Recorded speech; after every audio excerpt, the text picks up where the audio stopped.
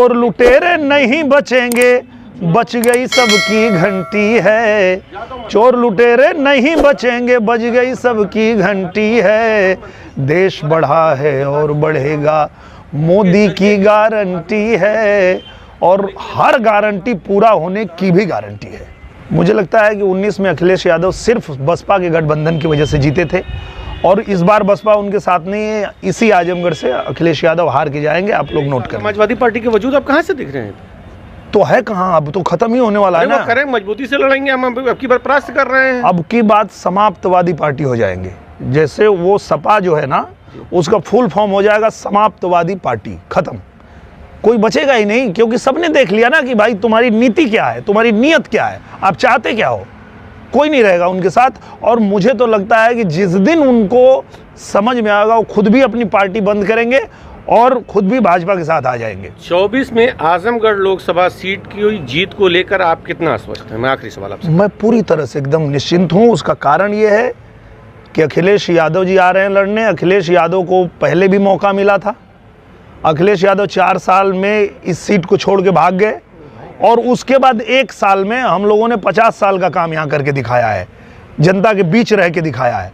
और अगर वो फिर आते हैं तो क्या गारंटी है कि फिर नहीं भाग जाएंगे 27 में? क्या गारंटी है?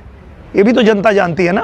तो यादव, जो मूल यादव मतदाता है, वो आपके साथ है, ये कहा जा सकता है, जैसा आपका कहना है। निश्चित रूप से, क्योंकि वो यादव मतदाता भी और वो सभी लाभार्थी जो अलग अलग योजनाओं का लाभ ले रहे हैं, प्रधानमंत्री जी की योजना का लाभ ले रहे हैं, मुख्यमंत्री जी की योजना का लाभ ले रहे हैं, उनको भी ये बात समझ में आई है कि हम लोगों को जो है ऐसे लाभ मिलता रहे। आजमगढ़ ने मुझे 1 साल दिया था, और 1 साल में आजमगढ़ के बीच रह के, जनता के बीच रह के जो हम लोगों ने काम किया है, और ये दिखाया है कि इसके पहले जिनको मौका मिला ना वो वहाँ दिखाई देते थे और ना काम करते थे। पर हमने 1 साल यही कह के मांगा था कि उपचुनाव है और 1-1.5 साल का समय है, आप हमको दीजिए। अगर हम काम नहीं करेंगे तो फिर आप लोग आगे मौका मत दीजिएगा। तो जनता ने जो मौका दिया उस पर हम खरे उतरे, और आजमगढ़ में इन 1-1.5 सालों में इतना काम हुआ है जितना 50 साल में काम नहीं हुआ।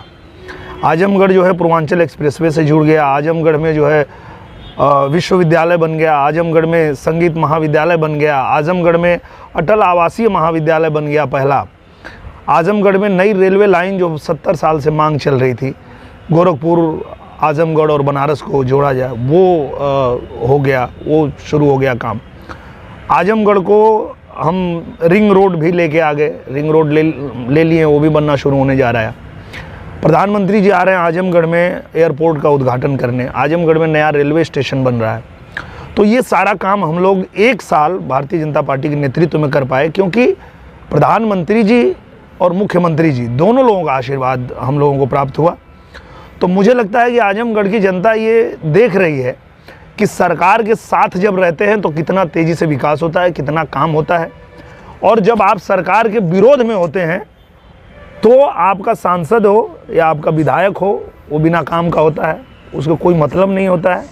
और ये चुनाव प्रधानमंत्री जी का चुनाव है। नरेंद्र मोदी जी फिर से 400 सीट जीत के इस देश के तीसरी बार प्रधानमंत्री बनने जा रहे हैं।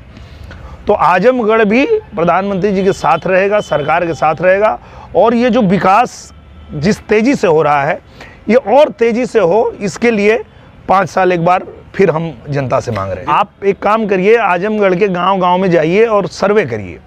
आज आजमगढ़ में जितने यादव प्रधान हैं, जितने यादव बीडीसी हैं, जितने यादव ब्लॉक प्रमुख हैं, वो सब मेरे साथ आ रहे हैं। आने का कारण भी यही है कि उन्होंने देखा कि भाई